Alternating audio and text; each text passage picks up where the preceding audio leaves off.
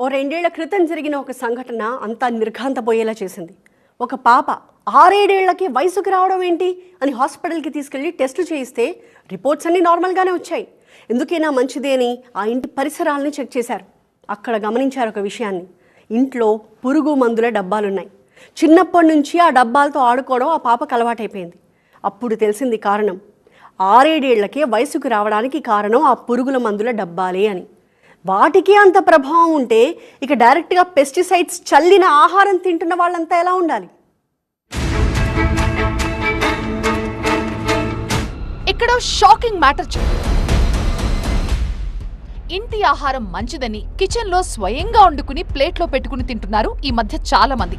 Food order ఇవ్వడం కంటే food box కట్టుకుని మరీ ఆఫీసులకి డ్యూటీలకి వెళ్తున్నారు.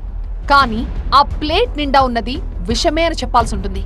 నిజంగా ఎలాంటి కల్తీ జరగని పురుగుల మందులే చల్లని ఆహారం తింటూ ఉంటే గనక ఒంటికి ఇన్ని జబ్బులు, ఇళ్ల చుట్టూ ఇన్ని హాస్పిటల్స్ పుట్టుకొస్తాయి. అసలు కిడ్నీ సమస్యలు, లివర్ ప్రాబ్లమ్స్, నరాల సంబంధిత సమస్యలు, వయసుతో సంబంధం లేకుండా హార్ట్ అటాక్లు, పిల్లలు పుట్టకపోవడం, అన్నింటికీ మించి ఏ దురలవాట్లు లేకపోయినా క్యాన్సర్లు రావడం.